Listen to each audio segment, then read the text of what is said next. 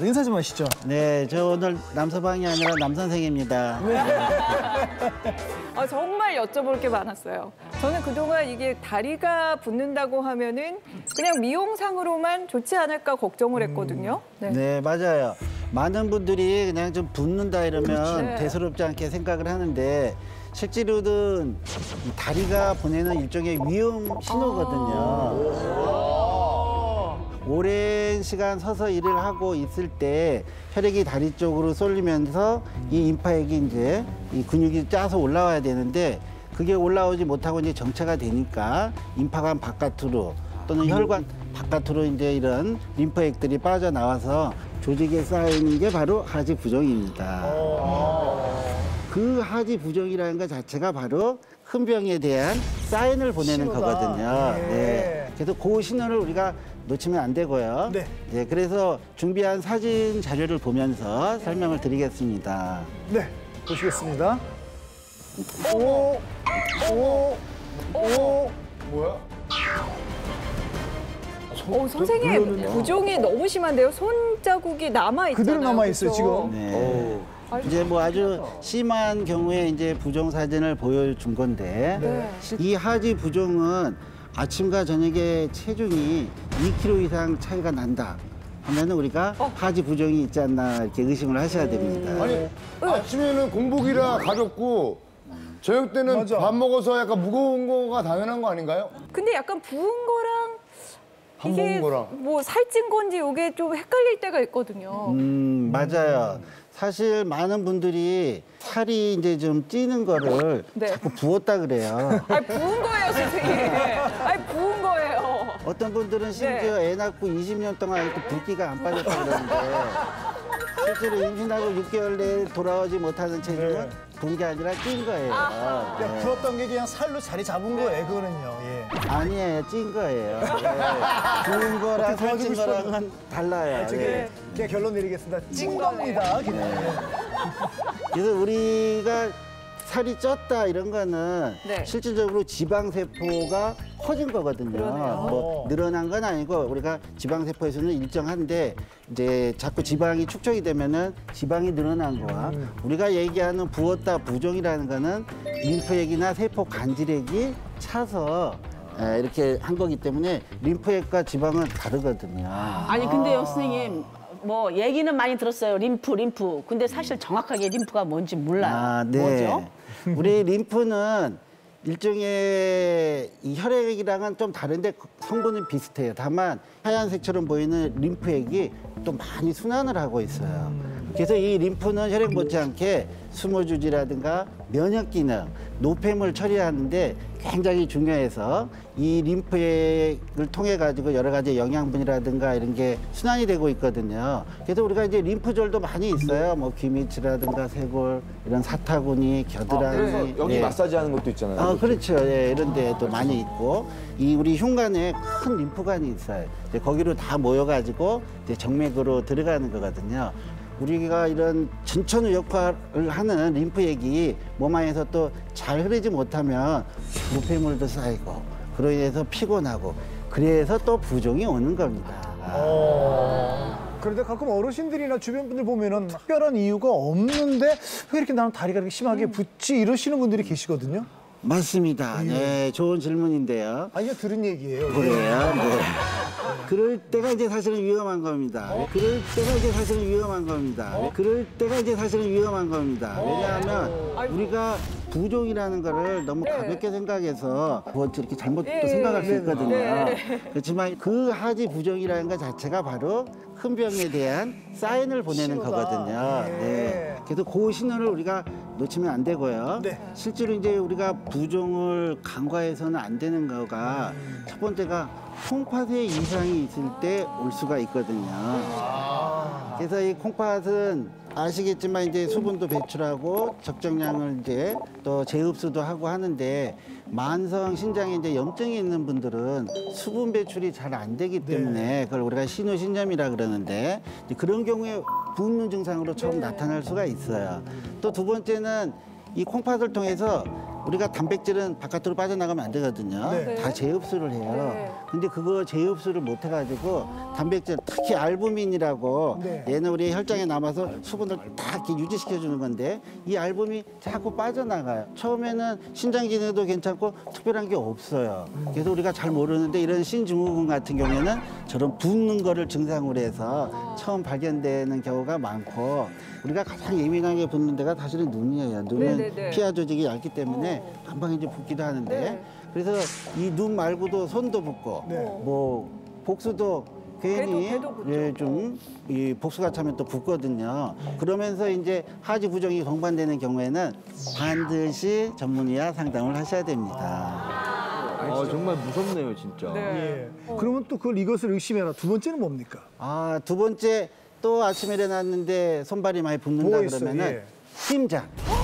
네, 심장의 이상이 뭐 이런 부종 증상을 통해서 와서 진단되는 게도 굉장히 많이 있어요. 그래서 심부전이라고 심장이 착착 이렇게 짜주고 예, 정맥에서 들어오는 우심실에서 짜주고 네. 폐를 통해서 오는 거는 이제 자심실에서 탁 짜줘가지고 전신을 순환하게 해주는데 이 심장 기능이 떨어져요. 그래서 이 심장 기능이 떨어지는 거를 잘 모르는 분들도 많이 있어요. 특히 여성분들 같은 그냥 예. 좀 붓기만 하고 조금 숨차다 이런 정도로 해서 오는데 그게 이제 부종 때문에 또 진단하게 되는 경우가 많거든요. 그래서 이런 그 심장의 기능이 떨어져서 오는 경우에는 양쪽 종아리나 발 이런 데 이제 많이 부종을 예, 야기하기도 하고 그다음에 아까 얘기했지만 우심실에서도 이렇게 빨리빨리 짜주고 가야 되는데 네. 그게 안 되니까 이 폐에서도 물이 자꾸 차요. 그래서 누워 있으면은 숨이 차고, 예, 뭐 기침도 나오고 그럴 수도 있어요. 그러고 보니까 심장하고 신장 사실 그 두 장기가 생명과 정말 직결된 장기인데 야 이게 그 신호를 보내는 거네 부종으로. 그러니까. 야 이거 아니, 부종을 다리로 그냥 보낼 줄은 편하게 그냥 아예 뭐 깔아앉겠지라고 생각하면 절대 안 되는 거네요. 그러니까 아, 오늘 좀 벗네? 이건 아닌 것 같아요. 예. 네. 아니 그러면 정말. 벗다가 네. 또 빠지면은 그거는 어때요? 벗다 빠지고 벗다 빠지고 부었다가 부었다가 부었다가 부었다가 빠지고 그렇죠. 얘기했던 그런 예민한 분들은 사실은 이제 물을 좀 많이 먹고 뭐 늦게 뭐 좀 짜게 먹고 네. 그러면은 금방 부어요 사실은. 근데 뭐 오후나 되고 또 하루 정도 지나서 사실은 흡수가 된다 그러면 심장이나 신장 쪽보다는 유전적 소인 때문에 부었다고 이제 볼 수는 있는데 그런 게 이제 자꾸 반복되고 며칠이 지나도 잘 안 빠지고 하면은 그거는 위험 신호일 수 있습니다. 반복된다는 게 참 문제네.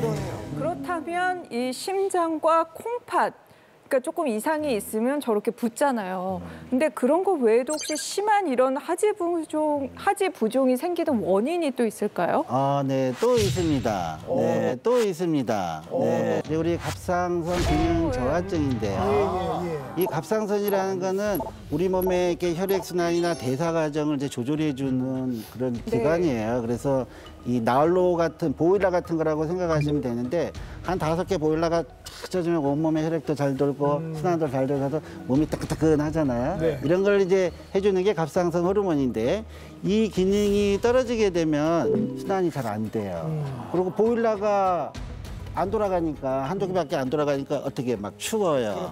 그리고 온수가 안 돌아가고 하니까 걔가 부어요. 그래서 이 갑상선은 사실은 아주 많이 떨어지지 않는 이상은 또 증상을 모르는 경우도 상당히 많아요. 네. 그러니까 뭐 수개월씩 막 방치됐다가 뒤늦게 와서 그때 이제 이 진단하는 경우도 많은데 이 갑상선 기능 저하의 이제 저런 증상이 자꾸 이제 붓고 하니까 그리고 먹어도 대사가 잘 안 되니까 체중이 좀 증가하면서 자꾸 부어요. 특히 다리 같은 데가. 그래서 이런 붓는 증상이라든가 뭐 좀 자꾸 체중이 좀 찐다든가 말도 좀 어눌해진다든가 뭐 이런 경우 때문에 와서 갑상선 기능 저하증을 진단하게 되는 경우도 꽤 있어요. 네. 지금 오늘 좀 중요한 방송인 것 같아요. 그동안 붓는 거는 사실 막 병으로 생각하지 않았어요. 뭐 붓다가 빠지고 또 어느 날 내가 뭘 잘못 먹었나 어제 왜 붓지? 아, 어제 그것도 뭐, 떡볶이 먹었어 막 이러면서. 그리고 미용적으로만 생각. 어떻게든 뭐 어제 먹은 걸로 핑계를 잡잖아요. 우리가 보면은. 맞아. 그리고 이게 다 내 몸에 안 좋아지고 있다라는 신호를 보내고 있다는 건데 우리는 단순히 뭐 부었다 빠지는 걸로 네. 알고 있는 게 이게 위험하다는 얘기죠. 그렇죠. 게다가 사실 또 제일 중요한 이 붓기 증상을 우리가 예사롭지 않게 네. 생각하는 이유는 아까도 얘기했지만 이 암이라는 거는 또 임파절 전이가 많이 돼요. 또 임파절에 이제 암덩어리가 있으면은 이 임파액 순환이 잘 안 돼서 특히 대장암이라든가 뭐 자궁경부암이라든가 직장암 이런 경우에는 하부 임파절 같은 데를 또 많이 침범을 하거든요. 아이고야. 그래서 별다른 증상도 없지만 이런 임파절 전이 때문에 부종이 또 약이 될 수가 있기 때문에 우리가 부종이 좀 심하게 좀 지속이 된다 싶으면은 역시 또 암에 대해서도 한번 조사를 해봐야 돼요. 아니 하지부종, 다리가 좀 붓는 게 암이랑 연결이 될 줄은 제가 몰랐어요. 진짜요. 자, 근데 보통 하지부종 하면은 뭐 다리 양쪽이 다 붓는다고 생각하는데 혹시 한쪽 다리만 붓는 경우도 있을까요, 선생님? 네, 한쪽만 부었다. 빨간불입니다. 빨간불입니다. 네. 한쪽만 붓는 게 더 위험하다는 얘기죠? 그럼요. 그거는 뭔가 이상이 있는 겁니다. 우리가 콩팥이라든가 심장이라든가 갑상선은 무조건 양쪽이 다 붓는데 네. 한쪽만 부었다는 거는 그쪽에 뭔가 이상이 있다는 신호거든요. 특히 우리 이제 서해부 임파절이라든가 한쪽으로 있는 임파절이 막혀서 오는 경우에는 사실은 악성 종양이 많기 때문에 사실은 이제 암을 발견하게 되는 경우도 괜히 많이 있고요. 우리의 상식하고 너무 틀려지는 거예요. 우리는 그냥 한쪽만 보면 그나마 좀 양쪽 다 붓는 것보다 좀 낫겠다는 생각을 그냥 보통 그렇게 생각하잖아요. 이게 위안을 삼는데 한쪽만 붓는 게 더 위험하대요. 단순히 다리가 붓는다 해서 끝나는 게 아니라 목숨을 위협할 수 있는 질병의 신호가 되고 있다는 거예요. 그러니까 평소에 다리 상태를 잘 관찰하는 것이 얼마나 중요한가 하는 생각이 또 듭니다. 네. 살면서 누구나 한 번쯤은 경험하는 게 이제 하지부종인데 특히 더 취약한 사람이 있습니까? 아, 네, 많이 있습니다. 제가 보니까 옆에도 있고 저 여기도 취약한가요? 그래요? 있고 이쪽에 엄청 많습니다. 네. 취약한 사람들 엄청 많대요. 네, 하지부종의 위험군은 바로 여성입니다. 바로 여성입니다. 억울해. 아니 왜 이 엄지 제왕을 하면 할수록 왜 여자들이 더 불리해요? 아니 이렇게 여자로 태어난 게 얼마나 행복하고 감사한데 왜 여자들한테 다 그런 게 생기냐고. 남자들은 왜 안 생기고 여자들한테만 생기냐고. 이거는 화내주셔도 돼요. 우리가 이제 특별히 이유 없이 오는 그 하지부종이 있는데 이게 유전이 또 잘 되는데 여성이 이런 하지부종 가족력이 있으면은 50% 정도까지도 이게 좀 유전이 될 수 있다. 남성은 한 20% 정도 하지부종 유전 확률이 있으니까 여성이 이제 훨씬 더 취약할 수 있고 게다가 이런 여성 같은 경우에는 또 좀 빨리 와요. 그래서 평균 뭐 40, 50대지만 20, 30대 때도 많이 올 수가 있고 하지만 남성들은 이제 어느 정도 그런 유전적 소인이 있어도 이 근육량이 좋으니까 젊어서는 이제 잘 안 오고 어차피 림프도 이 근육세포가 골격근이 이제 짜주는 거거든요. 그래서 남자는 이제 50대 이상이 이제 주로 많기 때문에 여성들이 많이 호소를 하시죠. 사실 여성분들이 하지 부족이 더 많이 생기는 이유 중에 하나가 앞서 원장님께서도 얘기했지만은 바로 이 근육의 양이 달라다는 거죠. 근육하고 이 노폐물 순환하고 크게 연관이 있는데요. 우리 몸속에 있는 이 림프액이라든가 정맥혈이 다리 밑쪽으로 이렇게 흘러갔다가 다시 올라온 데 있어서 가장 큰 역할을 하는 거는 바로 장단지 근육이에요. 종아리 근육. 우리가 근육이 굉장히 좋은 사람들 보면요. 그 뒤에서 보면은 하트 모양이에요. 종아리 모양이.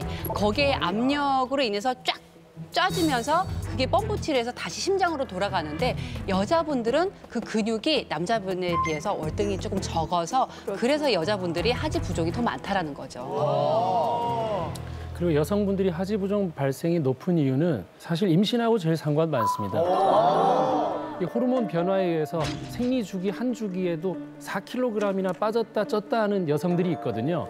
그 이유는 수분의 저장을 보통 근육에다가 해야 되는데 이 붓는 걸로 해서 그 세포 간질 사이에다가 보유하게 되는 거예요. 그래서 임신 때는 또 자궁이 커지면서 한 5개월 되면 배꼽까지 올라왔다가 더 이상 명치까지 올라오잖아요. 이 큰 덩어리의 자궁이 뒤에 있는 누우면 그대로 큰 혈관을 누르게 됩니다.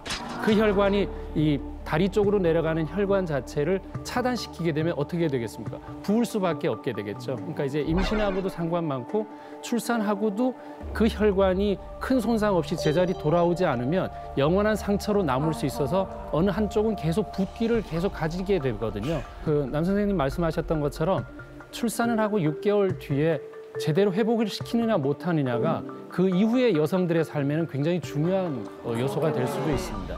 네. 자, 그렇다면은 또 중요한 게 이렇게 다리가 부었단 말이에요. 그럼 부종이 쌓였을 때 이 붓기를 빨리 빼는 게 좋을 것 같은데요. 어떻게 하면 이 붓기를 잘 뺄 수 있을까요? 맞아요. 매우 중요하죠. 네. 네. 그게 오늘의 사실은 이 키인데. 네. 그래서 이 부종이 이제 생기면은 여러 가지 노폐물도 잘 안 빠져나가고 네, 네. 여러 가지 문제가 생길 수 있기 때문에 우리가 하지 부종을 빨리 없애줘야 되는데 이 하지 부종은 아까도 얘기했지만 림파액의 순환이거든요. 네. 그래서 림프 순환 운동을 하시면은 많이 좋아질 수 있습니다. 가정에서도 쉽게 만드실 수가 있는데요. 이것만 기억하시면 돼요. 바로 1, 2, 3인데요. 1, 2, 3이요? 와! 와! 림프의 흐름이 원활하게 되고 역시 또 부종 제거에 좋습니다. 뭐냐면 이렇게 피가 확 도는 느낌이 들어요. 하지 부종의 타파 솔루션 역시 또 먹는 걸로 해결해야 됩니다. 우리 혈관 안에 있는 기름때들을 좀 많이 빼줘요. 저 2잔째 먹고 있어요. 이런 걸 드시면요 다른 보약이 필요 없습니다. 림프 순환 운동법을 알려주실 김수진 운동 처방사 나오셨습니다. 안녕하세요.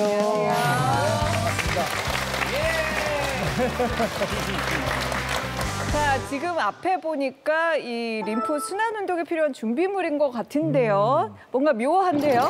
네. 여기 있는 운동 소도구 모형이 땅콩을 닮아서 땅콩볼이라고 부르는데요. 땅콩볼을 각 2개씩 준비해 주시면 됩니다.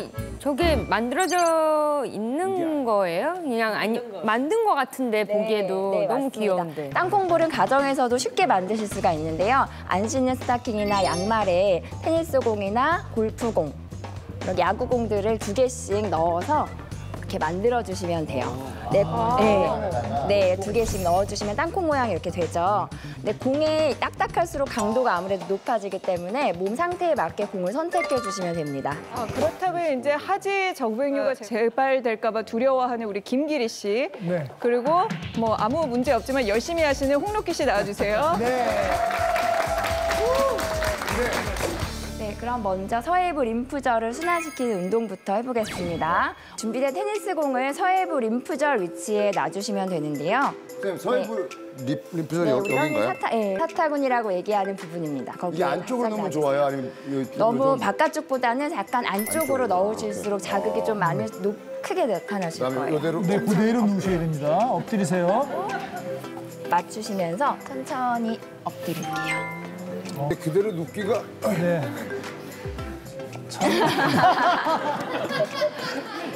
엎드리셨죠? 그리고 팔을 앞쪽으로 이렇게 뻗어주세요. 살짝 앞으로. 일단 거기에 뻗어주세요. 힘이 더 다리는 들지 마시고 머리하고 팔을 살짝 들어주세요. 와! 네. 와! 그리고 천천히 내려가셨다가 아파요? 다시 지금 땅콩볼 있는 위치를 꾹 누르시면서 다시 팔하고 상체를 살짝 들어주세요. 네, 팔을 대고 해도 되죠? 네, 대고 처음에는 그냥 왜냐면 상체만 이거를 살짝 들어주세요. 운동량이 없는 사람은 팔 상체를 들기가 쉽지 않거든요. 네, 그렇죠. 그럼 팔을 손은 짚고 네. 선생님은 운동 많이 매일 하시니까 가능한 거지만 저희는 머리하고 안 가슴은 되거든요. 살짝 이렇게 들어주세요. 해서 이렇게만. 네, 그죠? 네, 저러면 맞습니다. 훨씬 편하겠네요. 중요한 건 서해부니까. 네, 맞습니다. 나는 발냄새고요. 가슴 살짝 들었다가 또 천천히 내려주시고 오, 자극이 장난 아니다. 네, 다시 한번 꾹 눌러서 머리하고 가슴 또는 팔도 살짝 들었다가 또 김기리 씨는 어때요? 천천히 내려주시고 김기리 씨 너무 잘하네. 잘해요. 이대로 그냥 잠깐 멈춰도 되나요? 아니면은 위아래로 멈추셔도 좋은 게요. 이제 여기서 상체를 드는 게 조금 힘드시니까 네. 몸을 좌우로 살짝 비비듯이 움직여주시면 너무 많이 뭉쳐 있으신 분들은 일단 마사지 효과를 좀 먼저 주실 수 있어요. 그 다음에 보기보다 조금은 위험한 운동이네요. 네, 그래서 너무 강하게 자극하시면 안 되고요. 부드럽게 호흡하시면서 네. 중요한 건 호흡과 함께 하셔야 림프 순환이 잘 된다는 거니까. 림프 순환을 원활하게 하는 운동은 근육을 지그시 그리고 느슨하게 풀어주는 것에 초점을 맞추고 있습니다. 왜냐하면 혈액의 순환 속도는 1분 안에 온몸을 빨리 돌 정도로 빠르게 돌지만 림프액은 1초에 1cm만 이동할 만큼 순환 속도가 느리기 때문입니다. 그래서 근육을 이완시키지 않고 운동을 하면 오히려 근육이 수축해서 림프관을 압박하고 림프 순환 흐름을 오히려 방해할 수 있습니다. 자, 다 됐으면은 이제 다음은 어느 부위의 림프 순환을 하면 될까요? 네, 다음은 무릎 뒤쪽 림프를 풀어주면 되는데요. 무릎을 이렇게 세우고 앉아주세요. 네. 테니스 공을 무릎 뒤, 우리 흔히 오금이라고 얘기하는 부분에다가 가로로 끼우셔도 되고 세로로 끼우셔도 돼요. 세로가 훨씬 낫겠다. 네, 세로로 한번 끼워볼게요. 세로 much better. 뒤꿈치를 최대한 엉덩이 가까이 당깁니다. 우와. 당기고 손을 뒤에 짚습니다. 손 뒤에 살짝 기대신 상태에서 두 무릎을 오른쪽, 왼쪽 왔다 갔다 움직이시면 되는데 네, 가능하면 많이 가셔도 돼요. 호흡 꼭 해주세요. 네, 자극 느끼시면서 김기리 씨 마사지 호흡 하듯이 해주세요. 호흡을 숨을 천천히 쉬세요. 반복해주세요. 후, 아프다 싶을 때 후 하세요. 마시고 내쉬면서 후 긴장을 풀릴 수 있도록. 우리가 이제 이 다리를 굽힐 때 접히는 저 무릎 뒤편은 우리가 오금, 그래서 뭐 오금이 저린다 이렇게 얘기를 하는 부위거든요. 그래서 이 오금을 통해서 또 이 림파액이 서해부 쪽으로 이제 가는 림프절이거든요. 그래서 역시나 이 오금 부위의 근육을 잘 풀어주고 마사지를 해주면 림프의 흐름이 원활하게 되고 역시 또 부종 제거에 좋습니다. 이게 몸이 전체적으로 뜨거워지는 느낌이 드네요. 예, 혈액순환이 되는 느낌이 들어요, 지금. 림프 순환이 지금 되고 있어서 그런 거예요. 네네. 제대로 얼차려 주려면 이거를 무릎 꿇은 다음에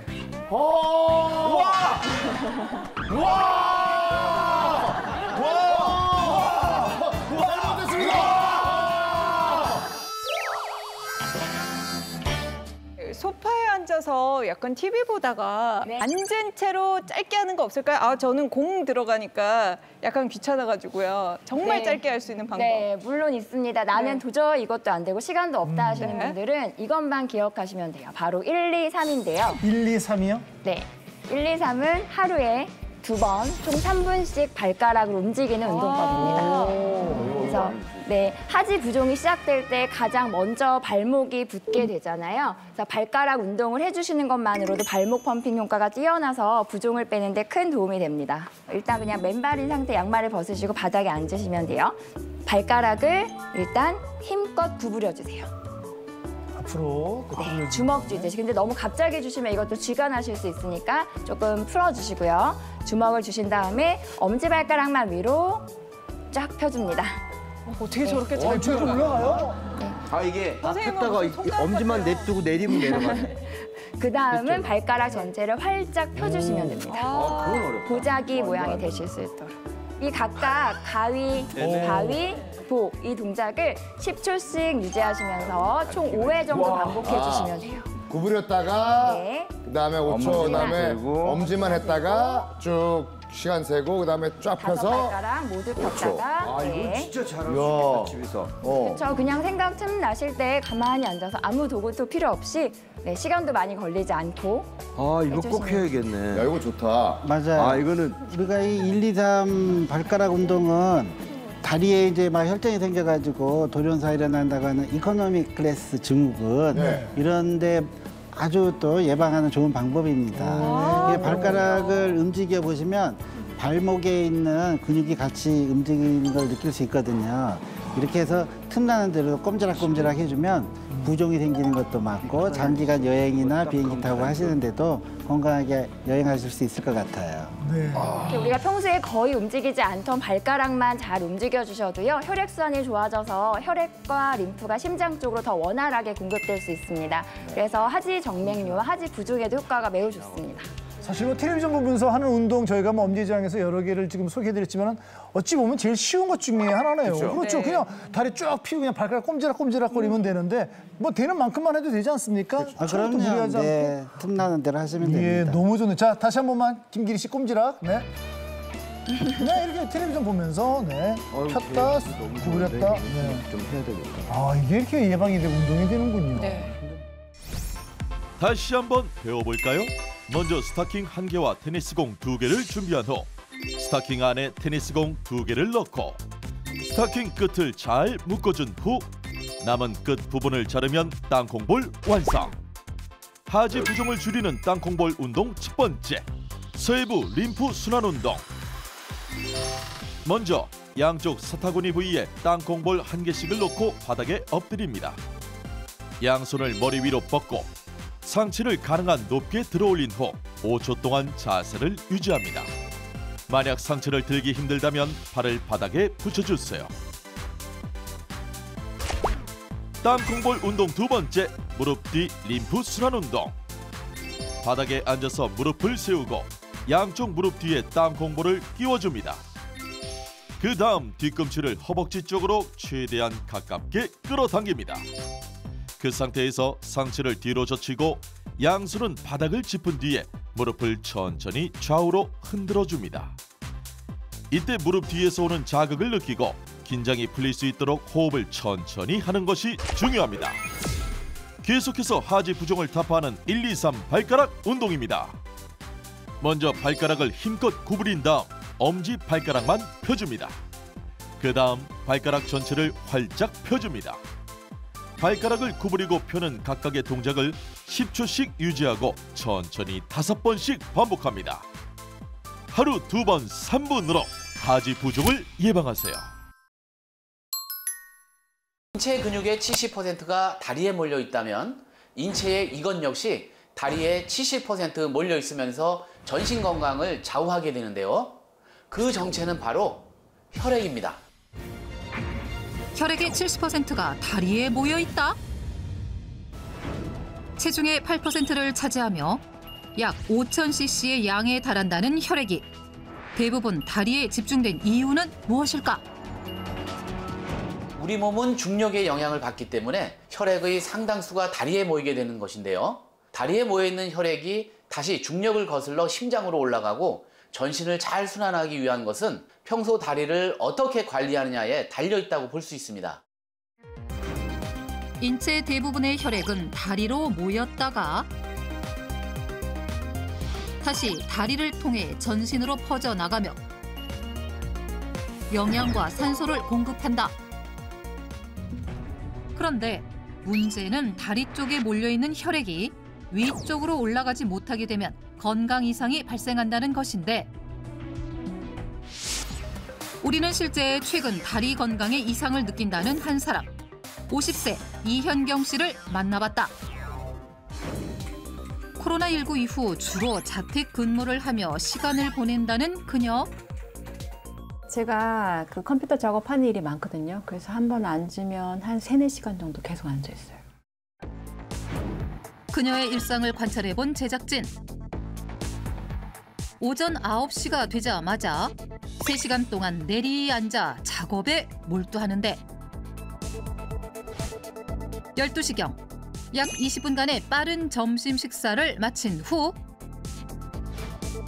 잠깐의 작업을 한 뒤 약 2시간 정도 핸드폰을 하며 휴식 시간을 보냈다.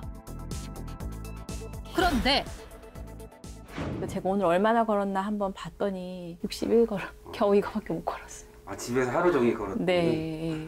거의 앉아서 생활하다 보니까 그리고 다리도 좀 아프고 하니까 잘 안 움직이게 되더라고요. 활동량이 없다 보니 자연스레 다리를 움직이는 횟수가 적을 수밖에 없다는 이현경 씨. 실제 한국 사람들은 연령대와 상관없이 하루 평균 8.2시간 동안 앉아서 시간을 보내며 다리를 방치시키고 있다는데 신체 활동률이 떨어지고 앉아있는 시간이 많은 현대인들은 평소 다리를 잘 쓰지 않기 때문에 혈액순환 장애나 혈관 질환에 대한 위험성이 높아지고 있고 실제 세계보건기구에서는 다리를 쓰지 않는 습관이 신종질환을 부를 수 있다는 것을 경고하기도 했습니다. 세계보건기구에서 지정한 신종질환, 시팅 디지즈. 일명 의자병이라 불리기도 하는 이 질환은 오래 앉아 있으면서 다리를 쓰지 않는 위험성을 나타낸다. TV와 스마트폰이 발달하면서 업무나 취미 활동을 대부분 앉아서 소비하는 현대인들. 이것은 결국 각종 질병을 일으키는 도화선이 될 수 있다는데 장시간 다리를 쓰지 않게 되면 심장으로 혈액을 올리는 종아리 펌핑 작용이 저하돼 혈액순환 장애가 유발되고 다리 근육 또한 퇴화시켜 척추 디스크, 관절 질환까지 번질 수 있는 위험성이 커집니다. 특히 세계보건기구에서는 여러 질환 중에서도 다리를 쓰지 않았을 때 이 질환이 발생할 가능성이 무려 90% 이상이라는 통계를 내놓기도 했습니다. 다리를 쓰지 않으면 생길 수 있는 질환 중 세계보건기구에서 가장 경고하고 있는 질환이 있다. 이현경 씨의 경우 역시 최근 들어 다리 힘이 부쩍 약해진 것 같고 이유를 알 수 없는 이상 증세가 생겼다는데 나이가 50이 되다 보니까 잘 걸음도 안 걷고 하다 보니 다리가 근육량이 손실되고 다리도 얇아지더라고요. 그리고 얇아져서 그런지 다리도 좀 더 찌릿찌릿 아픈 느낌이 들고 저리고 그래서 이제 인터넷을 좀 찾아봤더니 하지정맥류랑 증상이 좀 비슷하더라고요. 그래서 하지정맥류가 아닌가 걱정했거든요. 왜냐하면 제 나이에 하지정맥류가 많이 있더라고요.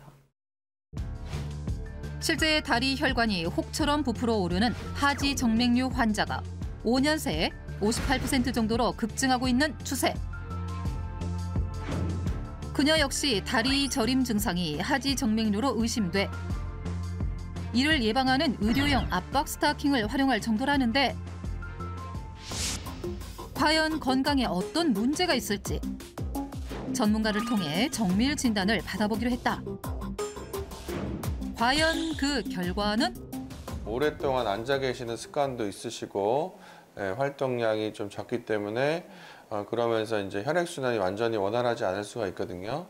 지금 봤을 때는 뭐 하지정맥류나 그런 문제는 없으시고 다른 문제가 없을까 해서 다른 검사를 한번 해보겠습니다. 다리에 염증이 보이긴 하지만 하지정맥류 소견은 보이지 않는 상황. 그런데 갑자기 혈당을 체크해보는 전문의. 공복 혈당으로 측정된 수치가 무려 141.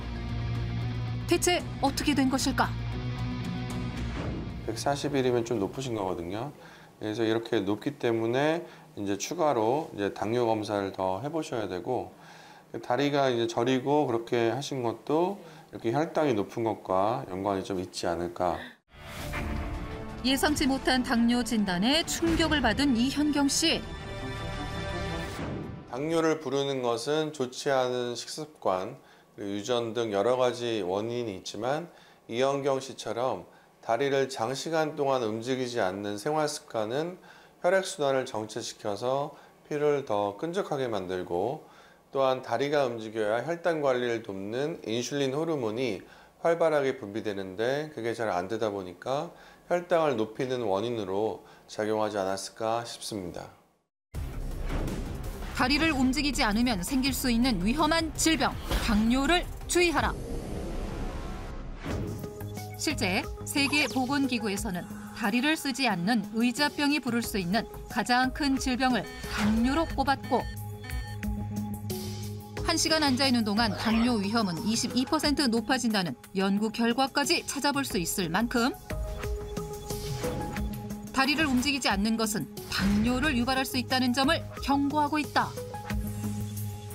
이것은 반대로 생각하면 다리를 움직여주는 것이 혈당 관리를 위한 하나의 열쇠가 된다는 것을 뜻하기도 합니다. 특히 혈당은 식후에 많이 올라가기 때문에 식후에 앉아있을 때와 바로 다리를 움직여 주었을 때 혈당에는 어떤 변화가 있는지 실험을 통해 알아보도록 하겠습니다. 전문가의 조언 하에 진행된 실험. 먼저 실험에 앞서 참가자의 공복 혈당을 측정해봤다. 정상보다 조금 높은 110을 기록. 이제 성인 남성 한 끼 권장 열량에 달하는 약 900칼로리 정도의 식사를 섭취하게 한 다음 10분 동안 가만히 앉아 있었다. 그 결과 혈당 수치가 174까지 치솟았는데 다음 날 전날과 마찬가지로 공복 혈당 110인 상태에서 이번엔 같은 시간에 같은 열량의 음식을 섭취한 다음 곧바로 10분 동안 제자리 걸음을 걷도록 해봤다. 과연 그의 혈당 수치는 다름 아닌 121을 기록.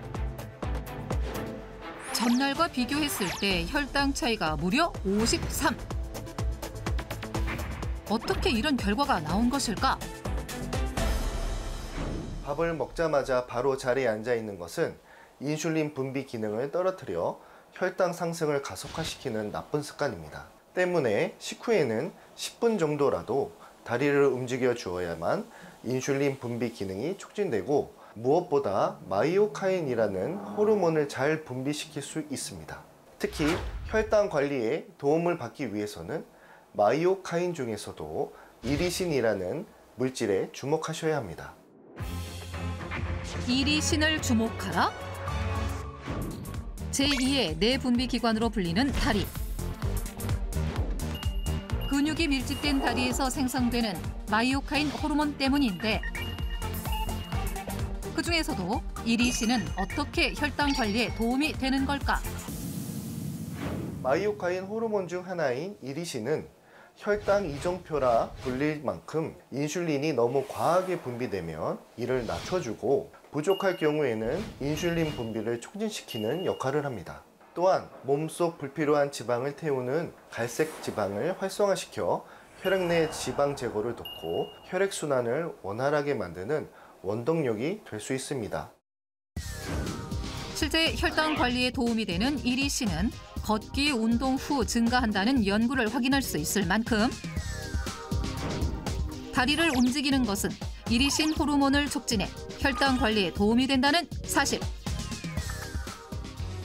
그렇다면 그 효과를 더욱 극대화시키려면 어떻게 해야 할까? 그 방법을 알고 있다는 전문가를 찾아간 제작진. 안녕하세요. 네, 안녕하세요. 혈당 관리를 돕는 다리 건강법을 알린다. 허수정 가정의학과 전문의. 올해로 의사 생활 10년 차. 하루가 어떻게 가는지 모를 만큼 바쁜 일상을 보내고 있다는데 사실은 의사라는 직업도 되게 오랫동안 앉아있는 직업이에요. 의대를 6년을 다니면서도 하루 종일 수업할 때 앉아있고 그다음 다시 또 도서관 가서 밤늦게까지 공부할 때도 또 앉아있고 환자 진료 볼 때도 앉아있고 시술하러 가서도 또 앉아있고 이렇게 하다 보니까 정말 저는 다리를 쓸 일이 거의 없었던 것 같아요. 오전 9시부터 저녁 7시까지 하루 10시간 동안 끊임없이 이어지는 진료. 정말 다리 한 번 펴지 못하고 앉아서 근무하는 시간이 상당했다.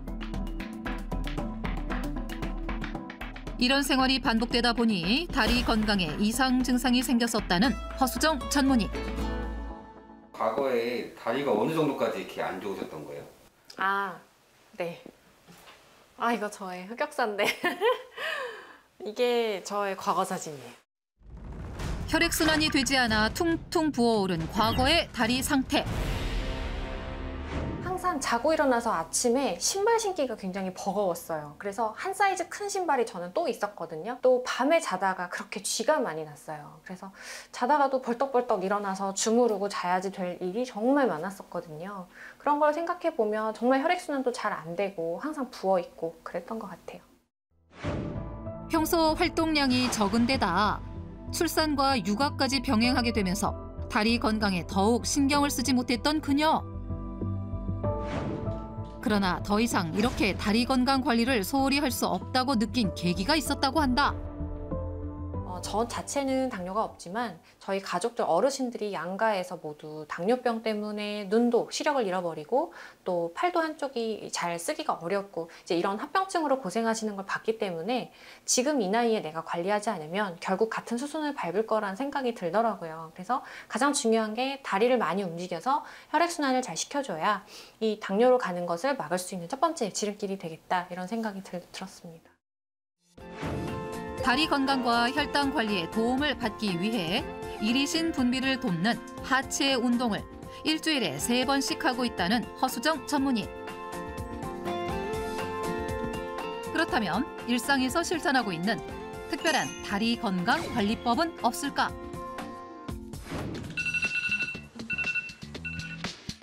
그런데 알람이 울리자 어딘가로 향하는데 그 뒤로도 몇 차례 알람이 울리자 진료실 밖으로 나가는 그녀. 중간중간에 자꾸 어딜 나가시던데. 아, 네. 어디 가시는 거예요? 저 물 마시고 왔어요. 아, 물이요? 네. 제가 바빠서 왔다 갔다 하다 보면 깜빡거릴 때가 많아서 그냥 알람을 맞춰놓고 그때마다 물을 마시는 중이에요. 이렇게 틈틈이 물을 챙겨 마시는 데에는 어떤 특별한 이유가 있을까?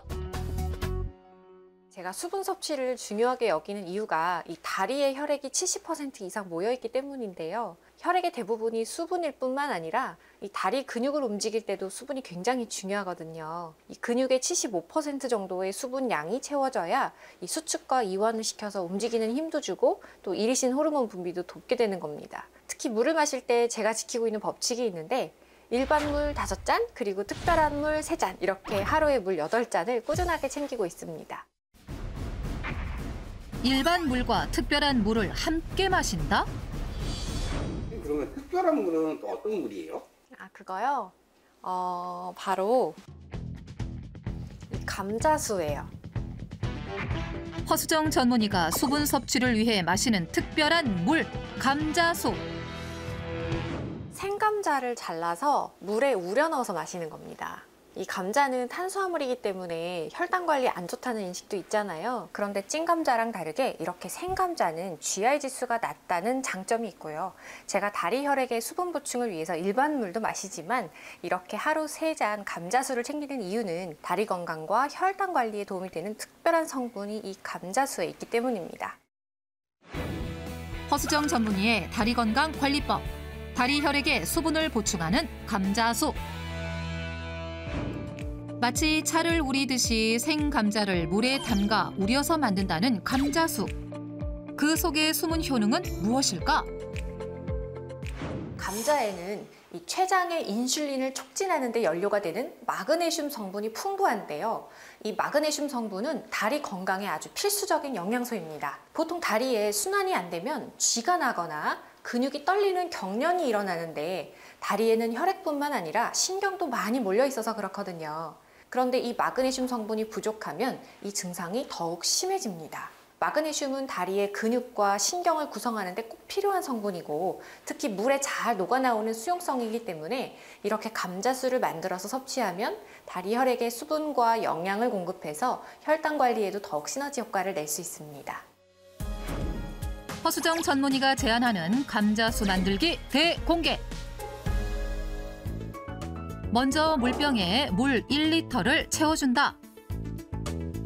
감자의 껍질엔 혈당 관리를 돕는 펙틴 성분 또한 풍부하기 때문에 껍질째 썰어준다. 특히 감자를 얇게 썰면 영양소가 물에 잘 용출되는데 여기에 소금 반 티스푼 정도 더해주면 삼투압 작용으로 감자 속 수용성 성분이 더욱 우러난다고 한다. 이렇게 만들어진 감자수는 냉장고에서 반나절 정도 숙성한 다음 마시는 것이 좋은데 허수정 전문의 경우 감자수를 마시는 시간 또한 정해뒀다고 한다. 저는 아침에 출근하자마자 한 잔, 또 점심 식사하고 나서 한 잔, 퇴근하기 전에 한 잔 이렇게 시간을 정해서 감자수를 마시는데 다리가 무겁고 저릿저릿한 증상도 줄고 확실히 다리가 가벼워졌다는 생각이 들어요. 마그네슘이 풍부한 감자수를 통해 가벼운 다리는 물론 혈당 관리에도 도움을 받고 있다는 허수정 전문의. 여기 한 가지 더 강조하고 싶은 게 있다는데 감자수를 꾸준히 마시면서 이 혈당 관리의 시너지 효과를 받으려면 이리신 호르몬이 잘 분비될 수 있는 다리 운동도 중요한데요. 특히 운동을 할 때 다리를 환기시켜주는 게 중요합니다. 다리를 환기시켜주는 게 중요하다? 창문을 열어서 환기를 하게 되면 실내에 쌓여있는 나쁜 공기는 나가고 맑은 공기가 들어오게 되잖아요. 그런 것처럼 다리에 정체되어 있는 혈액을 심장으로 올리고 다시 심장에 있는 맑은 혈액이 다리로 올 수 있게끔 하는 게 일종의 환기 효과를 주는 것입니다. 다리에 환기를 주기 위해서 저도 매일 집에서 꾸준하게 특별한 운동법을 실천하고 있습니다. 과연 다리를 환기시켜주기 위해 그녀가 집에서 실천하고 있는 운동법은 무엇일까? 이른 아침 거실로 매트를 가져오더니 벽으로 다리를 붙여 올린다. 그런 다음 1분 동안 한 자세를 유지하고 있었는데 아침에 일어나서 이렇게 다리를 들어 올려주면 다리 근육들이 쭉 당겨지는 스트레칭 효과를 내면서 이 다리에 모여있는 혈액이 심장이나 머리까지 잘 올라가도록 만들어서 하루 종일 다리에 혈액이 잘 순환되도록 도와주거든요. 결과적으로는 혈당 관리에도 도움이 되는 그런 운동법입니다. 허수정 전문의의 다리 건강 관리법, 혈당 관리를 돕는 다리 환기 운동법.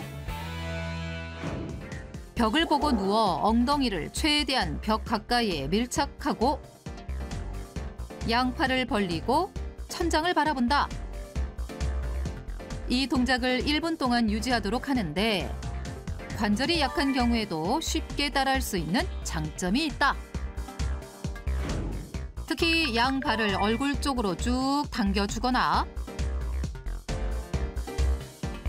양 다리를 벌려주면 스트레칭 효과가 극대화되면서 다리 순환에 더욱 도움이 된다고 한다. 그리고 마지막으로 벽에 손을 짚고 발꿈치를 들었다 내려놓는 까치발 동작으로 마무리하면 다리 환기 효과를 더욱 높여줄 수 있다는데 종아리가 자극이 되면서 혈액이 심장으로 올라가고 하체 근육의 수축과 이완을 통해서 혈당 관리를 돕는 이리신 호르몬 생성에도 도움이 될 수 있습니다. 특히 까치발을 들어주는 다리 환기 운동법은 진료실처럼 공간 제약이 있는 곳에서도 편하게 할 수 있는 장점이 있다고 한다. 이렇게 다리 환기 운동법과 더불어 감자술을 꾸준히 섭취하면서 다리 건강과 혈당 관리를 동시에 챙긴다는 허수정 전문의. 두 다리를 관리하는 것이 이 건강 관리의 첫걸음이라고 생각합니다. 집에서든 직장에서든 앉아서 생활하는 사람들이 정말 많은데요. 오늘 제가 알려드린 순환운동법과 감자술을 통해서 혈당 관리는 물론이고 다리도 튼튼하고 활력 넘치게 관리하시길 바랍니다. 아유, 힘들어. 당이 올라갔나? 혹시나 하는 생각에 서둘러 혈당을 확인해 보는데 이렇게 또 당이 올라갔네. 아유, 제가 당뇨가 빨리 왔어요. 식사도 불규칙하고 잠도 못 자고 스트레스도 받고 그래서 당뇨가 빨리 온 것 같아요. 하루가 다르게 치솟는 혈당 수치. 이러한 혈당을 낮추기 위해 나름의 방법으로 고기는 피하고 잡곡밥과 채소를 섭취 중인데 특히 비빔밥을 즐겨 먹는다고요. 하지만 오히려 당분과 나트륨을 과다 섭취하게 된 건 물론 과식으로 인해 체중까지 증가한 상태. 엄마. 엄마 또 비빔밥 드셨어요? 아니 혈당도 높으시면서 이렇게 매번 짜고 맵게 드시면 어떡해요? 이제 어머니가 당이 떨어지시면 급격하게 어지러워하세요. 그래서 기운이 빠진다라고 하시면서 약간 현기증도 있으시고 그런 부분이 많이 걱정되고요. 이제 특히 이제 노후에 건강 관리 잘 하셔야 되는데 이런 부분들이 잘 안 돼서 많이 걱정스럽습니다. 식후 낮잠을 즐기는 신명식 씨. 아이고 지가 나네. 아이고 다리 지가 나. 엄마 괜찮아요? 지가 나 다리가. 아이고 그러니까 그렇게 식사하시고 주무시니까 이렇게 혈액순환이 안 되죠. 엄마 편안하게 뒤로 젖혀보세요. 아유 조심해. 문제는 이뿐만이 아닙니다. 엄마 손이 왜 이렇게 차? 요새 손발이 저리고 너무 피곤해. 힘들고. 제가 당뇨병 생긴 지 한 20년이 넘은 것 같은데요. 아직도 관리를 어떻게 할지 잘 모르겠어요. 그래서 건강하게 살고 싶어서 출연했습니다. 당뇨병으로 인해 혈액순환 저하까지 발생한 신명식 씨. 그렇다면 두 번째 도전자는 가족들이 외출한 뒤 집안 구석구석 깨끗하게 청소 중인 두 번째 도전자. 그런데 아이고 어려, 아이고 어려. 아우. 왜 어지러울까? 시도 때도 없이 찾아오는 현기증. 아이고. 게다가 아이고. 눈도 침침하고 안 보이고 요즘은 뿌옇고 잘 안 보이고 힘들고 그래서요. 당뇨가 있으면 그러는지. 고혈압과 고지혈증을 시작으로 어느새 당뇨병까지 발생. 혈관 건강에 비상등이 켜졌습니다. 하루가 무섭게 치솟는 혈당. 오늘도 혈당 수치를 확인하는 게 무섭기만 한데. 당이 이렇게 많이 올라갔네. 어떡하지? 아우, 그래서 어지러웠구나. 아이고, 친구가 왔나 보네. 아이고, 어서 와. 밖에 춥지? 그래. 어떻게 추운데 여기까지 오느라고 왜 썼다? 너 얼굴 보러 갔다. 그랬어? 어서 와. 다 바쁘게 사느라고 그냥. 심심한데 뭐 과일이나 먹고 앉았어야지 뭐 하겠어. 야, 너 당 없다고 안 했냐? 그래도 과일은 먹어줘야 되는 거 아니야? 달다. 혈당 수치가 높아지면서 군것질 대신 과일을 먹는다는 임남래 씨. 비타민 등 좋은 영양소가 많으니까 틀림없이 건강에도 좋을 거라고 생각한 탓인데요. 귤이나 바나나 등의 과일 같은 경우 이 비타민과 식이섬유가 풍부해 면역력을 높여주는 효과가 있는 것으로 알려져 있습니다. 당뇨병 환자 역시 과일 섭취가 혈당 조절에도 도움이 될 수 있는데요. 그러나 과일에도 많은 당이 포함되어 있어서 일정 이상을 드실 경우 하루 권장당 섭취량을 초과할 수 있기 때문에 주의가 필요합니다. 당분 섭취 제한이 필요한 당뇨병 환자의 경우 딸기 하루 10개나 귤 1개 또는 바나나 절반 정도의 섭취가 적당합니다. 요즘 들어서 눈도 침침하고 피곤하고 건강이 걱정돼서 출연하게 됐어요. 고혈압, 고지혈증에 이어 당뇨병까지 시작된 임남래 씨. 두 도전자의 현재 말초 혈액순환 상태와 건강 상태 확인을 위해 다양한 검사를 진행했습니다. 먼저 신명식 씨의 모세혈관 검사 결과는 어떨까? 모세혈관 이게 길게 대나무 같이 가야 되는데 다 끊어져 있잖아, 올챙이 새끼처럼. 말초 순환이 잘 안 되는데 이게 당뇨하고 고지혈증이 있으면 많이 그래요. 그럼 손발이 차고 저리고 그다음에 배도 차고 이런 게 많이 생기는 거예요. 지금 어머니 지금 검사한 거야. 지금 모세혈관도 순환이 안 되지만 여기 전신 체열 검사를 했더니 손가락이 안 보여요. 발을 봐도 발이 있는데 보면 이 뒤에서 찍은 거거든요. 발이 이렇게 보여야 되는데 뒤꿈치가 안 보여. 그러니까 말초 순환이 굉장히 안 되는 겁니다. 아시겠죠? 또한 체지방률이 높았으며 중성지방과 혈당 수치 역시 위험한 상태인 게 확인됐습니다. 한편 임남래 씨의 검사 결과는 어떨까? 모세혈관 검사인데 모세혈관은 이제 동맥에서 정맥으로 가는 톨게이트 같은 거예요. 근데 거기가 막히면 당연히 혈액순환이 안 되죠. 전부 다 올챙이처럼 생겼잖아요. 길게 쭉쭉 가야 돼, 대나무처럼. 그래서 순환이 잘 안 되면 그런 거예요. 특히 이제 고지혈증이 있거나 당뇨 있는 사람이 잘 생깁니다. 이게 지금 전신 적외선 체열 검사한 건데 피가 어디가 통하나 안 통하나 보는 건데 엄마 발인데 보니까 어떻게 돼 있어요? 파란색하고 보라색으로 돼 있잖아. 순환이 반대가 안 되는 거고 그다음에 손가락이 안 보이네. 4개가 하나 안 보이고 엄청 것도 시퍼렇잖아. 손 등까지만 순환이 하는데 말초 순환이 굉장히 잘 안 되는 거예요.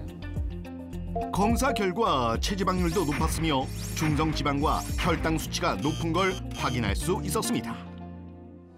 나이가 들수록 중요한 혈관 관리. 특히 겨울철 혈관 관리가 중요한 이유가 있는데요. 겨울철에는요, 기온이 급격하게 낮아지게 되면요, 신체 활동이 저하되게 되며 혈관의 탄력성이 떨어지게 되는데요. 이렇게 혈관의 탄력성이 떨어지게 되면 혈액순환이 원활하지 못하게 되면서 동맥경화나 뇌졸중, 뇌출혈 등을 유발할 수가 있습니다. 혈액순환 개선은 물론 혈당까지 낮추는 방법은? 면역력을 높이고 혈당을 낮추기 위해서는 적절한 식이 조절과 운동은 물론 아라키돈산을 섭취하는 것이 도움이 될 수 있습니다. 아라키돈산은 필수 지방산 중의 하나로 혈액 내의 콜레스테롤을 낮춰서 동맥경화나 고혈압, 당뇨병의 예방에 도움을 주는 것으로 알려져 있는데요. 아라키돈산은 사람의 체내에서 합성이 어렵기 때문에 외부에서 섭취해야만 합니다. 이러한 아라키돈산이 풍부한 식품으로는 흑염소가 있습니다. 흑염소에는 소의 4배,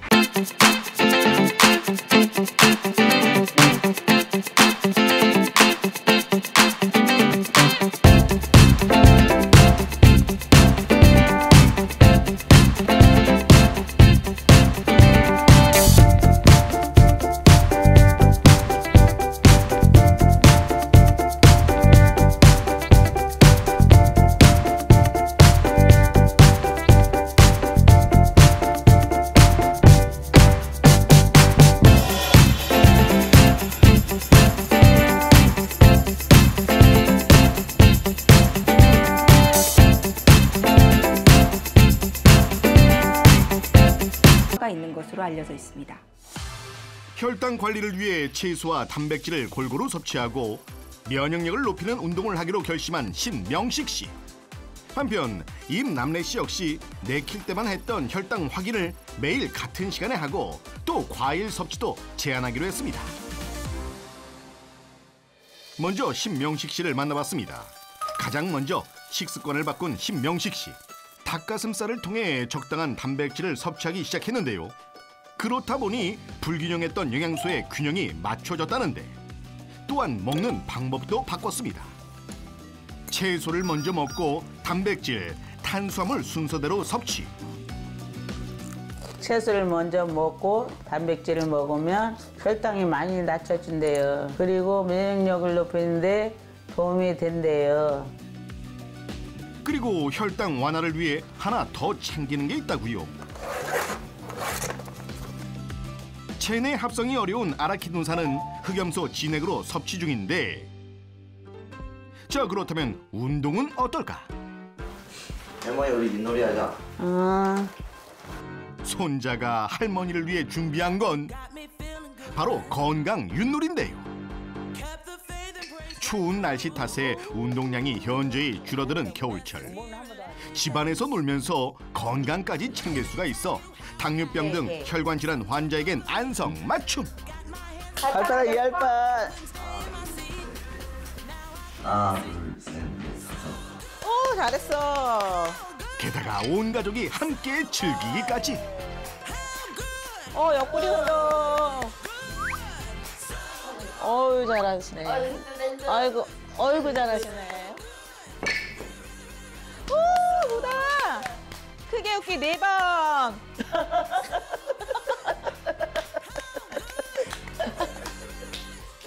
운동 겸 놀이를 즐긴 뒤 명식 씨가 잊지 않고 꾸준히 챙겨 먹고 있는 게 있습니다. 엄마, 흑염소 진액 드세요. 혈당은 낮추고 반면 면역력을 높이기 위해 딸과 함께 먹고 있다는데 엄마, 이거 중탕으로 먹으니까 너무 괜찮은 것 같아요. 요즘 이거 드시고 나니까 어떠세요? 흑염소 진액을 먹고 혈당도 떨어지고 손발도 차본 것이 참 좋아진 것 같아. 열심히 노력한 덕에 긍정적인 변화가 보이는데요. 병원을 다녀온 다음 날부터 관리에 돌입했다는 임남래 씨. 특히 아침에 일어나면 혈당을 재는 것으로 하루를 시작합니다. 어휴, 많이 떨어졌네. 이전과 비교하면 정말 많이 떨어졌죠. 혈당을 확인한 후엔 꼭 기록 중인데요. 당 체크하고 있는데요. 도전하고 붙어서 이 체크를 하다 보니까 좀 관리도 되고 해서 지금 열심히 하고 있어요. 그렇다면 식탁에는 어떤 변화가 있을까? 일단 삼시세끼를 꼬박 챙겨 먹고 있으며 특히 근육을 형성하는 데 도움이 되는 단백질 위주로 먹고 있습니다. 아휴, 맛있겠네. 그런데 식사 전에 과일을 먼저 먹습니다. 식전에 과일을 먹으면 혈당도 내려준다고 하고 밥도 좀 덜 먹고 해서 조금씩 먹고 있어요. 혈당 스파이크 예방은 물론이고 포만감이 들게 하는 효과까지. 또한 천천히 먹게 되면서 과식하는 버릇도 줄어드는 등 다양하게 노력 중인데요. 문 열렸어. 들어와. 웬일이야? 연냐? 아이고, 팔자 좋네. 아이, 성자리 운동하고 있어. 잠자고 있었구서? 운동했어. 그랬어? 와서 해봐. 순둥이게. 아, 나이가 먹으면 다리가 가늘어지잖아. 맞아. 야, 진짜 허벅지가 많이 가늘어지면 이 당뇨에도 안 좋대더라. 그래, 그게 맞아. 그래서 근력을 키우는 게 운동이래. 허리에 부담이 덜 되면서 혹시 모를 통증을 예방할 수 있고 또 복부 자극과 함께 허벅지 근육도 강화. 금내야, 잠깐 있어봐. 그래. 알았어. 무리하지 않는 선에서 운동을 적당히 잘 마무리한 뒤 뭔가 꺼내서 가져오는데요. 흑염소 진액인데 운동 후만 아니라 식사 후에도 먹고 있다는 임남래 씨. 이거 흑염소 먹으니까 어때? 피곤한 것도 덜한 것 같고 약간 활력소도 생긴 것 같아서 괜찮은 것 같아. 아, 그래? 응, 한번 먹어봐. 나도 먹으니까 괜찮아. 그랬어? 응. 열심히 관리한 덕분일까 시간이 지날수록 혈당 수치가 완화되고 있는데요. 이처럼 규칙적인 운동과 혈당 스파이크를 예방하는 식습관, 그리고 흑염소 진액을 먹으며 혈당 관리에 관심을 기울인 두 도전자. 노력한 만큼 좋은 결과가 있기를 바라며 다시 병원을 찾아 2주 전과 동일하게 혈액 검사 등 다양한 검사를 실시했습니다. 먼저 신명식 씨의 모세혈관 검사 결과는 어떨까? 이게 이제 모세혈관 검사인데 저번에 했을 때는 막혀 있고 짧고 꼬불꼬불 갔는데 지금 2주 동안 열심히 하고 왔더니 상태가 되게 많이 50% 이상 좋아졌어요. 그 이유는요, 우리 몸속에 이제 그 당이 높거나 지방질이 많게 되면 피가 끈끈해 잘 못 가요. 어머니가 이거 보니까 살도 좀 빠지고 당도 좀 떨어지고 해서 혈액순환이 잘 돼서 그런 거예요. 이번에 이게 적외선 체열 검사한 건데 이쪽 발뒤꿈치가 이만큼 없잖아요. 여기도 없고. 근데 요번에 했더니 발뒤꿈치가 많이 나왔죠. 이만 거의 보이잖아요. 여기도 그만큼 보이고. 진짜 많이 좋아졌네. 게다가 체지방량 감소와 함께 중성지방과 혈당 수치 역시도 감소한 게 확인됐습니다. 남래 씨 역시 좋은 결과가 기대되는데. 전에보다 굉장히 잘 보이죠? 네, 잘 보여요. 네, 길이도? 길어졌어요. 네, 그 이유가 살이 빠지면 혈액이 맑아지기 때문에 이게 잘 지나가는 겁니다. 이게 저번에 적외선 체열 검사한 건데 손가락 3개는 하나도 안 보이고요. 이쪽 3개 거의 안 보였거든요. 근데 이번에 검사한 걸 보니까 많이 보이죠. 끝에 빼고는 거의 다 보이는 거예요. 그래서 더 좋아져야 돼요. 초록색이 돼야 정상입니다. 또한 체지방이 감소하며 중성지방과 혈당 역시 정상인 수치로 회복됐습니다. 두 분이 2주 동안요, 운동과 식습관 개선 그리고 흑염소 진액을 드시면서 면역력을 높이고 혈당을 낮추기 위해 열심히 노력하셨는데요. 검사 결과 두 분 모두 혈당 수치가 낮아지고 혈액순환이 개선되는 등 혈관 건강이 전체적으로 개선된 것을 확인할 수 있었습니다. 앞으로도요, 꾸준히 잘 유지하시길 바랍니다. 혈액순환도 잘 되고 당 수치도 떨어져서 기분이 좋아요. 앞으로도 식단 관리와 운동하면서 흑염소 진액 잘 챙겨 먹으면서 건강 관리하겠습니다. 건강한 삶을 위하여. 여러분의 많은 지원 바랍니다.